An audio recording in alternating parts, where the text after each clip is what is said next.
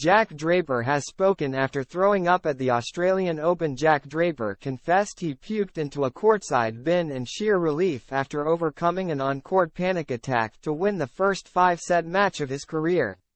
The British number 4 needed a medical timeout after losing the second set, and gave himself a pep talk in the mirror after also losing the third.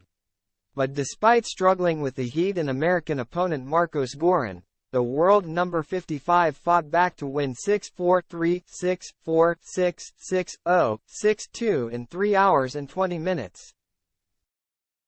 As soon as he hit a running forehand winner to take his second match point, he briefly shook hands with the American before running to the courtside bin to vomit. "I don't usually get sick, not ever," said Draper, 22. "I think it's weird. It was obviously a physical match. It's tough conditions. It wasn't that long for a 5-set match. I played 3 hours, 40 last week in hotter conditions, and I was physically absolutely fine. I think it's obviously a grand slam. It's tougher sort of with the tension to play that first match. I was obviously unsure of the way I would be playing because of the different conditions. I think I am still a young player, so getting used to the environment around these slams and the tension is difficult. I think it was more kind of psychological stress today that was causing my sort of fatigue rather than the physical nature because I felt better in the 5th set than I did the first." Was it a puke of relief? "Yeah. I obviously played such a long point, maybe it was sort of a reaction to finally getting over the line.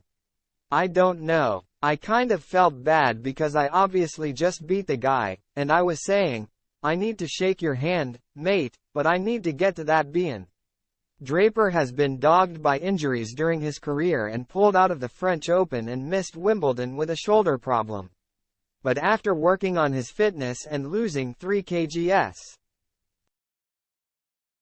he said he will now seek psychological help to help with anxiety which hinders his physical performance.